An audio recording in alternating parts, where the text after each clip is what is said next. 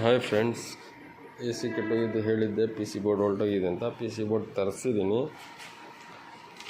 ಇದೇ P C board, ನೋಡೋಣ ಆಗುತ್ತಾ ಅಂತ ಹೇಳ್ತಾರೆ. ಇನ್ವರ್ಟರ್ ಮಾಡಲು ಈಸಿ ಪಿ ಸಿ ಬೋರ್ಡು ಕಾಸ್ಟ್ಲಿನೇ ಪಿ ಸಿ ಬೋರ್ಡು ತರಿಸಿದ್ದೀನಿ. ನೋಡೋಣ ಆಗುತ್ತೋ ಆಗೋಲ್ವೋ ಅಂತ. ನಾನು ಹೇಳೋದಕ್ಕೆ ಬಯಸೋದೊಂದೇ, ಇನ್ವರ್ಟರ್ ಮಾಡಲಿಗಿಂತ ನಾನ್ ಇನ್ವರ್ಟರ್ ಎ ಸಿ ತೊಗೊಂಡ್ರೆ ಒಳ್ಳೆ ಬೆಸ್ಟು ಅಂತ ಹೇಳಿದ್ದೀನಿ. ಯಾಕಂದರೆ non inverter A C best. ಯಾಕಂದರೆ ಇನ್ವರ್ಟರ್ ಎ ಸಿಯಲ್ಲಿ ಒಂದು ಸರ್ತಿ ಪ್ರಾಬ್ಲಮ್ ಬಂದುಬಿಡ್ತು ಅಂದರೆ ಬೋರ್ಡ್ದು, ಅದು ಯಾವತ್ತೂ ಕರೆಕ್ಟಾಗಿ ಕ್ಲಿಯರ್ ಆಗಲ್ಲ. ಆದರೂ ಬನ್ನಿ ಟ್ರೈ ಮಾಡೋಣ, ಏನಾಗುತ್ತೆ ನೋಡೋಣ. ರೆಡಿ ಆಗಿಬಿಟ್ರೆ ನೋಡೋಣ. P C board ತರಿಸ್ತಿದ್ದೀನಿ.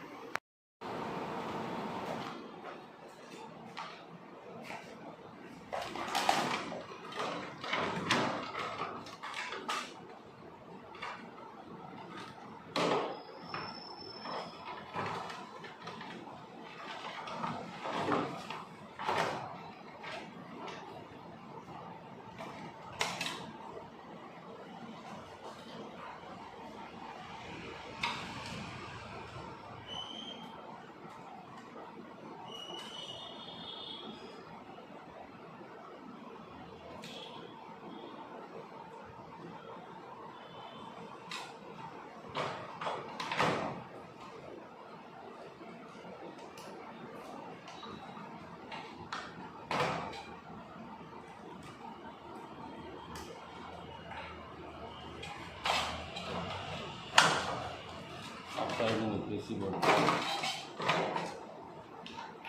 ನೋಡೋಣ ಏನಾಗುತ್ತೆ.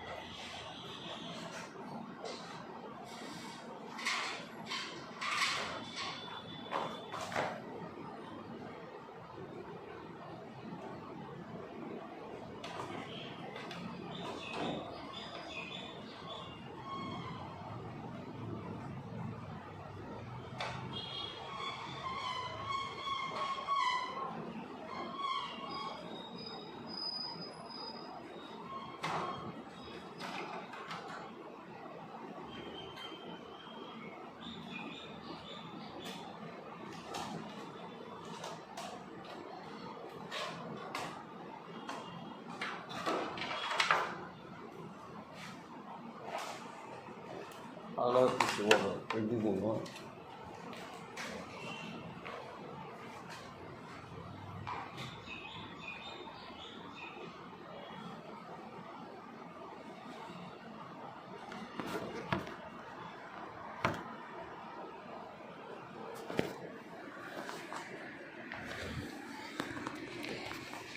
ಹಾಕಿದ್ದೀನಿ ಪಿ ಸಿ ಬೋರ್ಡು. ಬನ್ನಿ ನೋಡೋಣ.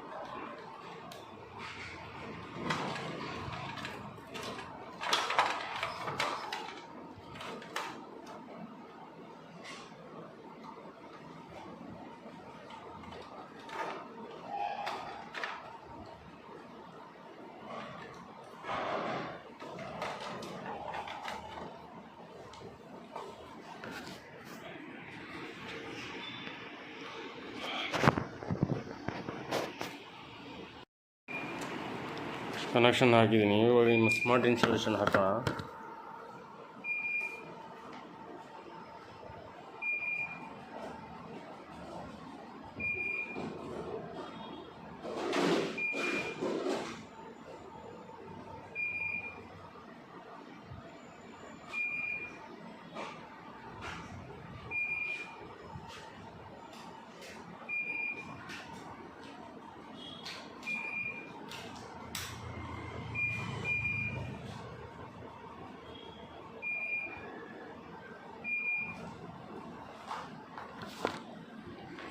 ನೋಡಿ, ಸ್ಮಾರ್ಟ್ ಇನ್ಸ್ಟಾಲೇಷನ್ ಹಾಕಿದ್ದೀನಿ. 0 ಕೌಂಟಾಗಿ 99 ಬಂದು ಎ ಸಿ ಆಫ್ ಆಗೋಯ್ತಂದರೆ ಏನೂ ಪ್ರಾಬ್ಲಮ್ ಆಗೋಲ್ಲ. ಔಟ್ಡೋರ್ ಆನ್ ಆಗಬೇಕು. ಆನ್ ಆಗಿಬಿಡ್ತು ಅಂದರೆ ಏನೂ ಪ್ರಾಬ್ಲಮ್ ಇಲ್ಲ ಅಂತ ಎಲ್ಲ ಹಾಕಿದ್ದೀನಿ. ನೋಡೋಣ ಆನ್ ಆಗುತ್ತೋ ಇಲ್ಲವೋ ಅಂತ. ಇಂಡೋರ್ ಚಾಲು ಆಯಿತು.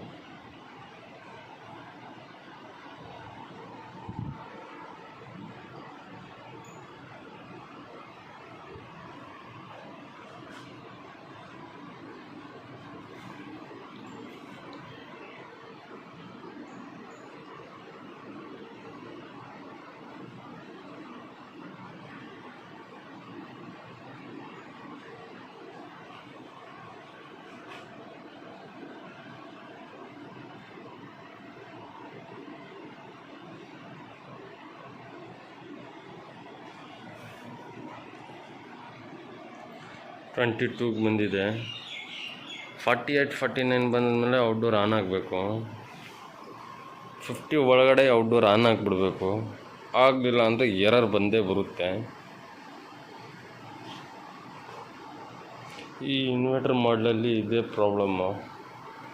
ಒಂದು ಸರಿ ಏನಾನ ಪ್ರಾಬ್ಲಮ್ ಬಂತು ಅಂದರೆ ತುಂಬ ಖರ್ಚು ಮಾಡಿಸುತ್ತೆ. ಅದಕ್ಕೆ ನಾವು ಎಲ್ಲರ ಹತ್ರ ರಿಕ್ವೆಸ್ಟ್ ಮಾಡ್ತೀವಿ, ಆದಷ್ಟು ನೀವು ನಾನ್ ಇನ್ವರ್ಟರ್ ತಗೊಳ್ಳಿ. ಯಾಕಂದರೆ ನಮ್ಮ ಬೆಂಗಳೂರಲ್ಲಿ ಓಡೋ ಎ ಸಿ ಮಿನಿಮಮ್ 3 ಮಂತ್ಸ್ ಯಾ 4 ಮಂತ್ಸ್ ಓಡುತ್ತೆ. ಆದರೂ ನೀವು ಓಡಿಸಿದ್ರೆ ಡೈಲಿ ಹಬ್ಬ ಅಂದ್ರೆ 1 ಅವರ್ 2 ಅವರ್ ಓಡಿದ್ರೆ ಜಾಸ್ತಿ.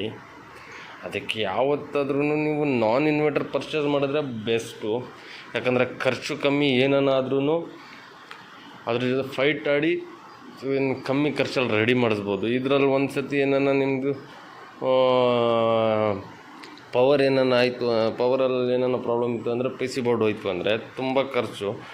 ಪಿ ಸಿ ಬೋರ್ಡ್ ಚೇಂಜ್ ಮಾಡೋಕ್ಕೆ 8,000 to 10,000 ರೂಪಾಯಿ ಖರ್ಚಾಗುತ್ತೆ. ತಿರ್ಗಿ indoor P C Vinu change ಮಾಡಿದ್ರೂ ತುಂಬ ಖರ್ಚಾಗುತ್ತೆ. ನಾನ್ ಇನ್ವರ್ಟರ್ ತೊಗೊಂಡ್ರೇ ಬೆಸ್ಟು.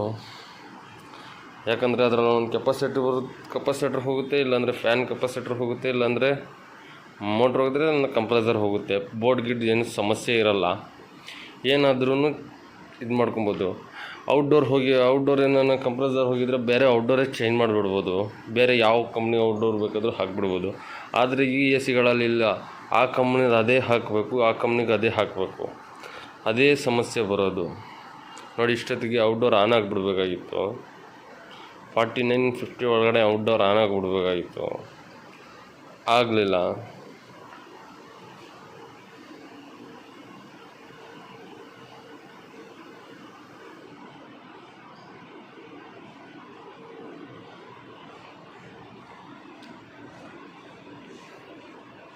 ನಾನು ಹೇಳೋದಕ್ಕೆ ಇಷ್ಟ ಬಯಸೋದು, ಯಾಕಂದರೆ ಇನ್ವರ್ಟರ್ ಮಾಡಲಲ್ಲಿ ಈ ಕಂಪ್ರೆಸರ್ ಎಷ್ಟು ಕೊಡ್ತಾನೆ ಗೊತ್ತಾ? 7ರಿಂದ 8 kg ಕೊಡ್ತಾನೆ. ಅದು ಯಾವತ್ತಿದ್ರೂ ಡೇಂಜರು. ಯಾಕಂದರೆ ಓವರ್ ಹೀಟಾಗಿ ಪಿ ಸಿ ಬೋರ್ಡ್ ಹೋಗೋಕ್ಕೆ ಚಾನ್ಸಸ್ ಜಾಸ್ತಿ ಬರುತ್ತೆ. ಯಾಕಂದರೆ ಅದು ಯಾವತ್ತೂ ಇದು ಮಾಡಲ್ಲ. ಇನ್ನು ನಾನ್ ಇನ್ವರ್ಟರಲ್ಲಿ ಎ ಸಿ ಎಲ್ಲಾದರೆ ನೋಡಿ, ಎಲ್ಲ ಕಡೆ ನಮ್ಮ ಹತ್ರ ಎ ಸಿ ಇರ್ತವೆ, ನಾನ್ ಇನ್ವರ್ಟರ್ ಇರ್ತವೆ. ಸ್ವಲ್ಪ ಜನ ಇನ್ವರ್ಟ್ರೇ ಬೇಕು ಅಂತಾರೆ. ಪವರ್ ಏನು ಅದರಿಂದ ಒಂದು 100-200 ರೂಪಾಯಿ ಕಮ್ಮಿ ಬರ್ಬೋದು. ಯಾಕಂದರೆ ನಿಮ್ಮ ತಗೊಳ್ಳೋ ಎ ಸಿ ಕೆಟ್ಟೋದ್ರೆ ಏನು ಮಾಡ್ತೀರಾ? ಹೌದು ಸ್ವಾಮಿ, 5 ವರ್ಷ PCB ಬೋರ್ಡ್ ವಾರಂಟಿ ಕೊಡ್ತಾನೆ ಕಂಪ್ನಿದವನು.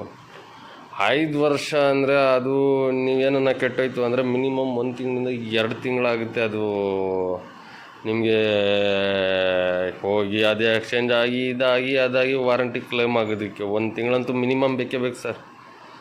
1 ತಿಂಗಳಂತೂ ಮಿನಿಮಮ್ ಬೇಕೇ ಬೇಕು. ನೋಡಿ 72 ಬಂತು. ಇವಾಗ ಎರರ್ ಬಂದೇ ಬರುತ್ತೆ ನೋಡಿ, ಎರರ್ ತೋರಿಸ್ತೀನಿ ನೋಡಿ. ಯಾಕಂದರೆ ಆನ್ ಆಗಿಲ್ಲ, ಬಂದುಬಿಡ್ತೀರ ನೋಡಿದ್ರ C102. ಇವಾಗ ಇಂಡೋರ್ PCB ಬೋರ್ಡು ಚೇಂಜ್ ಮಾಡಬೇಕು. ಇದು ತರಿಸಿದೆ, ಇದು ಅದು. ಇದು ನನಗೆ ಬಿತ್ತು ಟೋಟಲು 6,800 ರೂಪಾಯಿ. ತಿರ್ಗಿ ಇದಕ್ಕೆ ಇನ್ನೊಂದು ಪುಟ್ ತರಿಸ್ಬೇಕು, ಅದು ಟೋಟಲ್ 7-8 ಸಾವಿರ ರೂಪಾಯಿ ಬೀಳುತ್ತೆ. ಸರ್ವಿಸ್ ಚಾರ್ಜ್ ಎಲ್ಲ ಸೇರಿಸಿ 9-9.5 ಸಾವಿರ ರೂಪಾಯಿ ಬೀಳುತ್ತೆ. ಇವಾಗ ಅದಕ್ಕೂ 3,000, 3,500, 4,000, 15,000 ರೂಪಾಯಿ ಇದಕ್ಕೆ ಖರ್ಚಾಗಿಬಿಡುತ್ತೆ. ಖರ್ಚು ಮಾಡಿಸ್ಕೊಂಡು ನಾವು ರೆಡಿ ಮಾಡಿ ಇದು ಮಾಡಿ ಗ್ಯಾರಂಟಿ 3 ತಿಂಗಳು ಕೊಡ್ತಾರೆ. 3 ತಿಂಗಳಲ್ಲಿ ತಿರ್ಗಾ ಹೊರಟೋದ್ಬಿಟ್ರೆ ಅಷ್ಟೇ, ಮುಗೀತು ಕತೆ. ಹೌದು ಸ್ವಾಮಿ, ಕಂಪ್ರೆಸರ್ 10 ವರ್ಷ ಕೊಡ್ತಾರೆ. ಕಂಪ್ರೆಸರ್ ಅಷ್ಟು ಈಸಿಯಾಗಿ ಹೋಗಲ್ಲ. ಕಂಪ್ರೆಸರ್ 10 ವರ್ಷ ಎಲ್ಲ ನಿಮ್ಮ ನಾನ್ ಇನ್ವರ್ಟರ್ ತೊಗೊಂಡ್ರೂ 10 ವರ್ಷ ಕಂಪ್ರೆಸರ್ ವಾರಂಟಿ ಕೊಡ್ತಾರೆ. ಯಾಕಂದರೆ ಇದು ನೋಡಿ, ಗೇಜ್ ನೋಡಿ ಯಾವ ಥರ ಕೊಟ್ಟಿದ್ದಾನೆ. ಅದೇ ನಾನ್ ಇನ್ವರ್ಟರ್ ತೊಗೊಳ್ಳಿ ಯಾವ ಥರ ಗೇಜ್ ಕೊಡ್ತಾನೆ. ಈ ಕಾಪರ್ ರೈಟ್ ಆಗಿರೋದ್ರಿಂದ ಎಲ್ಲ ಕಡೆ AC ಸ್ವಲ್ಪ ಇದು ಲೋ ಬಜೆಟ್ದೇ ಮಾಡಿಬಿಡ್ತಾರೆ, ಕಳಿಸ್ಬಿಡ್ತಾರೆ. ಇದು ಬಂದು ಒಳ್ಳೆ ಕಂಪ್ನಿದು, ಅದಕ್ಕೆ ನಾನು ಹೇಳೋಕ್ಕೆ ಬಯಸಲ್ಲ. ವಿಂಡ್ ಫ್ರೀ ಇದು, ಅರ್ಥ ಮಾಡ್ಕೊಂಬಿಟ್ಟಿರ್ಬೇಕು ವಿಂಡ್ ಫ್ರೀ ಯಾವ ಕಂಪ್ನಿಯಲ್ಲಿ ಬರುತ್ತೆ ಅಂತ. ಆದರೂ ನೋಡಿ, ಇದು 1.5 ವರ್ಷ ಹಳೇದು ಅಷ್ಟೇ. 210 AC ಇದು 65,000 ರೂಪಾಯಿ ಕೊಟ್ಟು ತೊಗೊಂಡಿದ್ದಾರೆ ಅವರು. 65,000 ರೂಪಾಯಿ ಕೊಟ್ಟು ತೊಗೊಂಡು 1.5 ವರ್ಷನೂ ಆಗಿಲ್ಲ. ವಾರಂಟಿಲಿ ಕೇಳಿದ್ರೆ ಆಗಲ್ಲ, ವಾರಂಟಿ ಕ್ಲೇಮ್ ಆಗೋಲ್ಲ. ಅವ್ರದ್ದು ಬಿಲ್ಲೆಲ್ಲೋ ಇಟ್ಬಿಟ್ಟಿದ್ದಾರೆ, ಅದು ವಾರಂಟಿ ಕ್ಲೇಮ್ ಆಗೋಲ್ಲ ಅಂದರು. ಬೇಜಾರಾಗ್ಬಿಟ್ಟು ಏನೂ ಮಾಡೋಕ್ಕಾಗಲ್ಲ. ಇತ್ತ ರೆಡಿ ಮಾಡ್ಸೋಕ್ಕೆ ಬರೋಲ್ಲ. 15,000 ರೂಪಾಯಿ ಖರ್ಚೆಲ್ಲ ಇದು ಮಾಡಿ 15,000 ರೂಪಾಯಿ ಖರ್ಚು ಮಾಡಿಬಿಟ್ಟು ತಿರ್ಗಾ ಇನ್ನೊಂದು 2-3 ತಿಂಗಳಲ್ಲಿ ಹೊರಟೋಯ್ತು ಅಂದರೆ ಯಾವನ್ ಬೇಕಾದರೂ ಹೊಟ್ಟೆ ಉರಿಯುತ್ತೆ. ಇಷ್ಟು ಮಾಡಿನೂ ರೆಡಿ ಆಗಲಿಲ್ಲ, 65,000 ರೂಪಾಯಿ ಕೊಟ್ಟು ತೊಗೊಂಬಂದ್ರೂ AC ರೆಡಿ ಆಗಿಲ್ಲ ಅಂದರೆ ಅದಕ್ಕೆ ಹೇಳೋದು, ನಾನ್ ಇನ್ವರ್ಟರ್ ಪರ್ಚೇಸ್ ಮಾಡಿದ್ರೆ ಒಳ್ಳೆಯದು. ಏನಾದ್ರೂ ಸಮಸ್ಯೆ ಇದ್ರೂ ಇದು ಮಾಡ್ತೀವಿ. ಏನೋ ಲೀಕೇಜ್ ಇತ್ತಾ, ಈ ಕಾಯಿಲ್ ಬೇಕಾದರೂ ರೆಡಿ ಮಾಡ್ತೀವಿ ನಾವು. ನಾನೇನನ್ನು ಹೇಳೋದು, ಒಂದು ಬೆಂಗಳೂರಲ್ಲಿ ನೀವು ಎಷ್ಟೇ ಇದು ಮಾಡಿದ್ರೂ ವರ್ಷ ಪೂರ್ತಿ ಓಡಿಸಿದ್ರೂ 1 ಅವರ್ ಓಡಿಸಿದ್ರೆ ಜಾಸ್ತಿ. ಆಫೀಸ್ಗಳಲ್ಲಿ ಓಡಿಸ್ತಾರೆ. ಆಫೀಸ್ಗಳಲ್ಲಿ ಮಾತ್ರ ಬೇಕಾದರೆ ನೀವು ಇನ್ವರ್ಟರ್ ಮಾಡಲ್ ತೊಗೊಳ್ಳಿ. ಯಾಕಂದರೆ ಅಲ್ಲಿ 7-8 ಅವರ್ ಓಡುತ್ತೆ. ಅಲ್ಲಿ ಬೇಕಾದರೆ ನೀವು ಇನ್ವರ್ಟರ್ ಮಾಡಲ್ ತೊಗೊಳ್ಳಿ. ಮನೆ ನೀವು ಹಾಕಿಸ್ಬೇಕು ಅಂದರೆ ನೀವು ಯಾವುದೇ ಕಾರಣಕ್ಕೂ ನಾನ್ ಇನ್ವರ್ಟರ್ ಪರ್ಚೇಸ್ ಮಾಡಿ. ಯಾಕಂದರೆ ನೀವು 1 ಅವರಲ್ಲಿ ನಿಮಗೆ ಏನೂ ಅಷ್ಟೊಂದು ಕರೆಂಟ್ ಬಿಲ್ ಬರೋಲ್ಲ. 1 ಅವರಲ್ಲ, AC ಅಂತೂ ಚೆನ್ನಾಗಿರುತ್ತಾ. ರೆಗ್ಯುಲರಾಗಿ ನೀವು 1 ವರ್ಷಕ್ಕೆ ಒಂದ್ಸರಿ ಸರ್ವಿಸ್ ಮಾಡಿಸ್ಕೊಳ್ಳಿ. ಜನರಲ್ ಸರ್ವಿಸು ಏನಾನ ಇದ್ದರೆ ಏನಾನ ಪ್ರಾಬ್ಲಮ್ ನೀವು ಇದು ಮಾಡ್ಕೊಳ್ಳಿ. ಯಾಕಂದರೆ ನಮ್ಮ ಬೆಂಗಳೂರಲ್ಲಿ 3 ತಿಂಗಳು ಓಡಿಸ್ತಾರೆ. 3 ತಿಂಗಳಾದಮೇಲೆ AC ಎಲ್ಲ ಇದ್ದರೆ ನೀವೆಲ್ಲದು ಮರೆತು ಬಿಡ್ತೀರಾ. ಆಮೇಲೆ ತಿರ್ಗಾ ನೆಕ್ಸ್ಟ್ ಸಮ್ಮರ್ ಬರೋತ್ತಾಗ ಆನ್ ಮಾಡ್ತೀರಾ. ಅದೇನಾಗುತ್ತೆ, ಅದು ಒಂದು ಜಾಗದಲ್ಲಿ ನೀವು ಆನ್ ಮಾಡಲಿಲ್ಲ ಅಂದರೆ ಸಮಸ್ಯೆಗಳು ಇಲಿಗಳು ಅಳಿಲು ಈ ಥರ ಬಂದು ಎಲ್ಲ ಕಚ್ಚಿರ್ತವೆ. ಅದು ಬಂದು ಏನಾನ ಇದಾದರೆ ಹಾಗಿದ್ದು ಎಷ್ಟಾಗುತ್ತೋ ನಿಮ್ಗೆ ಅಷ್ಟು ನೀವು ನಾನ್ ಇನ್ವರ್ಟರ್ ಪರ್ಚೇಸ್ ಮಾಡಿ. ನಮ್ಮ ಬೆಂಗಳೂರಲ್ಲಿ ನಾನ್ ಇನ್ವರ್ಟರ್ ಬೆಸ್ಟು ಯಾಕಂದರೆ ಇಲ್ಲಿ ಜಾಸ್ತಿ ಬಿಸಿಲು ಬರೋಲ್ಲ. 2-3 ತಿಂಗಳಷ್ಟೇ ಏನು ಬೇಕಾದರೂ ನಾವು ಫೇಸ್ ಮಾಡ್ಕೊಬೋದು. ಅದರಲ್ಲಿ ಕಮ್ಮಿ ಖರ್ಚಲ್ಲೇ ಆಗಿಬಿಡ್ಬೋದು. ಇವಾಗ ನೋಡಿ, ನೀವು ಇದೇ ನಾನ್ ಇನ್ವರ್ಟರ್ ಹಾಕಿರ್ತಿದ್ರೆ ನಿಮಗೆ 2-3 ಏನು ಪ್ರಾಬ್ಲಮ್ ಬರ್ತಾ ಇರಲಿಲ್ಲ. PC ಬೋರ್ಡ್ ಏನೋ ಅಕಸ್ಮಾತ್ ಬರ್ತಂದರೆ 2-3 ಸಾವಿರ ಅಷ್ಟೇ. ಇವಾಗ 15,000 ರಿಮೂವ್ ಇನ್ಸ್ಟಾಲೇಷನ್ ಇದು ಅದು ಅಂತ ಒಂದು 15,000-20,000 ರೂಪಾಯಿ ಖರ್ಚು ಮಾಡಿಬಿಟ್ಟು 3 ತಿಂಗಳಲ್ಲಿ ಹೊರಟಿತ್ತು ಅಂದರೆ ನೀವು ಅದಕ್ಕೆ ಅಫೋರ್ಡ್ ಮಾಡ್ತೀರಾ? ಯಾರೇ ಆಗಿರಲಿ, ಆಫೀಸ್ಗಳಲ್ಲಿ ಮಾತ್ರ ಇನ್ವೆರ್ಟರ್ನು ಚೆನ್ನಾಗಿರುತ್ತೆ. ಬೇಡ ಅಂದರೆ ಮನೆಗಳಲ್ಲಾದರೆ ನಾನ್ ಇನ್ವೆರ್ಟರ್ ಬೆಸ್ಟು ಸಾಕು. ಕಂಪಲ್ಸರಿ ಇನ್ವೆರ್ಟರ್ ಆಗಿರಲಿ ನಾನ್ ಇನ್ವೆರ್ಟರ್ ಆಗಿರಲಿ ಸ್ಟೆಪ್ಲೈಸರ್ ನಾವು ಫಿಟ್ ಮಾಡೋದು ನಮ್ಮ ಕರ್ತವ್ಯ. ಇದರಲ್ಲಿ ಇನ್ಬಿಲ್ಡ್ ಇರುತ್ತೆ, ಇದಿರುತ್ತೆ, ಅದಿರುತ್ತೆ ಅಂತ ಹೇಳ್ತಾರೆ. ಬೇಡ, ನಮ್ಮ ಸೇಫ್ಟಿ ನಾವು ನೋಡ್ಕೊಬೇಕು. ನಮ್ಮ ಎ ಸಿ ಬಗ್ಗೆ ನಾವು ನೋಡ್ಕೊಬೇಕು. ಅವ್ರು ಮಾರಾದ್ಮೇಲೆ, ಅವ್ರು ಮಾರದ ಮುಂಚೆ ಅದು ಎ ಸಿ ಅವ್ರದ್ದು, ಅವ್ರು ಮಾರಾದ್ಮೇಲೆ ಎ ಸಿ ನಮ್ಮದದು. ಅದು ನಮ್ಮ ಸೇಫ್ಟಿ ನಾವು ನೋಡ್ಕೊಬೇಕಷ್ಟೇ. ಇನ್ಬಿಲ್ಡ್ ಇರುತ್ತೆ ಸರ್, ಇರಲ್ಲ ಅಂತಲ್ಲ. ಇನ್ವೆರ್ಟರ್ಗಳಲ್ಲಿ ಇನ್ವೆರ್ಟರ್ ಮಾಡಲು ಬಂದಿರೋದೇ ಇನ್ಬಿಲ್ಡ್ ಇನ್ವೆರ್ಟ್ರು ಸ್ಟೆಪ್ಲೈಸರ್ ಇರುತ್ತೆ ಅಂತ. ನಮ್ಮ ಸೇಫ್ಟಿ ಇನ್ನೊಂದು ಹಾಕ್ಸ್ಕೊಳ್ಳಿ. 45,000, 50,000, 60,000 ಕೊಟ್ಟು ಎ ಸಿ ತೊಗೊಂಡಿರ್ತೀರ, 2-3 ಸಾವಿರ ಕೊಟ್ಟು ಸ್ಟೆಪ್ಲೈಸರ್ ತೊಗೊಳಕ್ಕಾಗಲ್ವ? ಆಗುತ್ತೆ, ಹಾಕ್ಸ್ಕೊಂಬಿಡಿ. ನಮ್ಮ ಸೇಫ್ಟಿ ಹೋದರೆ ಸ್ಟೆಪ್ಲೈಸರ್ ತಾನೇ ಹೋಗೋದು, ಬೋರ್ಡ್ಗಳೇನು ಪ್ರಾಬ್ಲಮ್ ಆಗೋಲ್ಲ. ಆದರೂ ಇನ್ವೆರ್ಟರ್ ಹಾಕ್ಸಿದ್ರೆ ಇದು ಮಾತ್ರ. ನೀವು ನಾನ್ ಇನ್ವೆರ್ಟರ್ ತೊಗೊಂಡ್ರು ನೀವು ಕಂಪಲ್ಸರಿ ನೀವು ಸ್ಟೆಪ್ಲೈಸರ್ ಹಾಕ್ಸ್ಲೇಬೇಕು. ಇನ್ವೆರ್ಟರ್ ಮಾಡಲು ತೊಗೊಂಡ್ರು ಕಂಪಲ್ಸರಿ ನೀವು ಸ್ಟೆಪ್ಲೈಸರ್ ಹಾಕ್ಸ್ಲೇಬೇಕು. ಯಾಕಂದರೆ ಯಾವತ್ತು ಯಾವ ಪವರ್ ಇರುತ್ತೋ, ಟ್ರಾನ್ಸ್ಫಾರ್ಮರ್ ಬ್ಲಾಸ್ಟ್ ಆಯಿತು, ಇದು ಆಯಿತು, ಆವಾಗ ಸಡನ್ನಾಗಿ ಕರೆಂಟ್ ಇದಾಗುತ್ತೆ, ಆವಾಗ ಹೋಗೋಕ್ಕೆ ಚಾನ್ಸಸ್ ನಮ್ಮ ಹತ್ರ ಬಂದೇ ಬರುತ್ತೆ. ಹಾಕಿಸಿ, ಏನು ಪ್ರಾಬ್ಲಮ್ ಇಲ್ಲ. ನಮ್ಮ ಸೇಫ್ಟಿ ಡಬಲ್ ಸೇಫ್ಟಿ ಇರುತ್ತೆ. ಇನ್ವೆರ್ಟರ್ ಮಾಡಲಿಗೆ ನಾನ್ ಇನ್ವೆರ್ಟರ್ಗೆ ಕಂಪಲ್ಸರಿ ಹಾಕ್ಸ್ಲೇಬೇಕು. ಇದಕ್ಕೂ ಹಾಕ್ಸಿ, ಏನೂ ಸಮಸ್ಯೆ ಇಲ್ಲ. ನಾವು 60,000 ಇದರಲ್ಲಿ ಇನ್ಬಿಲ್ಡ್ ಇರುತ್ತೆ, ಅದರಲ್ಲಿ ಇರುತ್ತೆ ಅಂತ. ಇವಾಗ ನೋಡಿ, ಫ್ರಿಜ್ಗಳಿಗೆ ಇನ್ಬಿಲ್ಡ್ ಬರುತ್ತೆ ಸರ್, ಅದು ಇದು ಅಂತ. ಫ್ರಿಜ್ ಬಂದು ನಮ್ಮ ಕಮ್ಮಿ ಪವರಲ್ಲಿ ಓಡೋದು, 5 amps ಓಡುತ್ತೆ. 5 amps ನಮ್ಮ ಪವರಲ್ಲಿ ಓಡುತ್ತೆ. 5 hours ಇದು ನೀವು ಓಡಿಸಿ ನೋಡಿ, 1 hour ಆದಮೇಲೆ ಟ್ರಿಪ್ ಆಗಿಬಿಡುತ್ತೆ. ಎ ಸಿ 1 hour ಆದಮೇಲೆ ಟ್ರಿಪ್ ಆಗಿಬಿಡುತ್ತೆ. ಆಮೇಲೆ ನೀವೇನು ಮಾಡ್ತೀರಾ ಸರ್, 1 hour ಆದಮೇಲೆ ಟ್ರಿಪ್ ಆಗಿಬಿಡುತ್ತೆ. ಅದಕ್ಕೆ ಏನು ಮಾಡಿ, ಇದು 15 amps ಓಡೋದು. AH ಪೇಂಟ್ ಬೇಕು, ಇದಕ್ಕೆ ಬೇಕೇ AH ಪೇಂಟು. AH ಪೇಂಟಲ್ಲಿ ಓಡಿಸಿದ್ರಿ ಏನಾಗುತ್ತೆ, ನಮಗೆ ಪವರ್ ಅದು ಅಡ್ಜಸ್ಟ್ ಮಾಡ್ಕೊಳ್ಳುತ್ತೆ. ಅರ್ಥ ಆಯ್ತಾ? ಮತ್ತು ನೀವು ಸ್ಟೆಪ್ಲೈಸರ್ ಫಿಟ್ ಮಾಡಿದ್ರೆ ಅದೊಂದು ಸೇಫ್ಟಿ ನಿಮಗಿರುತ್ತೆ. ಅದು ಪವರ್ ಕಮ್ಮಿ. ಫ್ರಿಜ್ಜು ನಿಮ್ಗೆ ಇದೆಲ್ಲ ಪವರ್ ಕಮ್ಮಿ. ನೀವು ವಾಷಿಂಗ್ ಮಿಷಿನ್ ಬೇಕಾದರೂ 5 amps ಓಡಿಸಿ, ಅದು ಓಡುತ್ತೆ, ಏನು ಅಂತ ತೊಂದರೆ ಇಲ್ಲ. ನಿಮಗೆ ಬೆಸ್ಟು ನೋಡಿ, ಅದು ನಾನ್ ಇನ್ವೆರ್ಟ್ರ್ ಸ್ಯಾಮ್ಸಂಗ್ದು. ಅದೇನಾಗೋಗಲಿ ರೆಡಿ ಮಾಡ್ಬೋದು. ಇದು ಇನ್ವೆರ್ಟರ್, ಇದು ಸಮಸ್ಯೆ. ಇದರಲ್ಲಿ ಬೋರ್ಡ್ ಕೊಟ್ಟು ಒಂದು ತಲೆನೋವು. ಅದು ಕಸ್ಟಮರ್ಗಳು ಹೇಳ್ತಾರೆ, ಇಷ್ಟೊಂದು ಕೊಡಬೇಕಾ ರೆಡಿ ಮಾಡೋಕ್ಕೆ. ರೆಡಿ ಆದಮೇಲೆ 2-3 ತಿಂಗಳು ಆದ್ಮೇಲೆ ತಿರ್ಗಾ ಅದು ಬಂತು ಅಂದರೆ ಒಂದು ಚಿಕ್ಕದು ಒಂದು ವೈರು ಇಲ್ಲಿ ಕಡ್ದ್ಬಿಟ್ರು ಶಾರ್ಟಾಗಿ ಬೋರ್ಡ್ಗಳು ಹೋಯ್ತವೆ. ನೋಡಿ, ಈ ಬೋರ್ಡ್ ಐತಲ್ಲ, ಇವೇ ಕಾಸ್ಟ್ಲಿ ಬೋರ್ಡ್ಗಳು ನಿಮಗೆಲ್ಲ ಇದು ಮಾಡೋದಕ್ಕೆ. ಅದಕ್ಕೋಸ್ಕರ ಹೇಳು, ನಾನ್ ಇನ್ವೆರ್ಟರ್ ಹಾಕ್ಸಿ ಸರ್, ಅದು ಬೆಸ್ಟ್. ಇಷ್ಟು ಹೇಳೋಕ್ಕೆ ಬಯಸ್ತೀನಿ. ಧನ್ಯವಾದ. Thank you.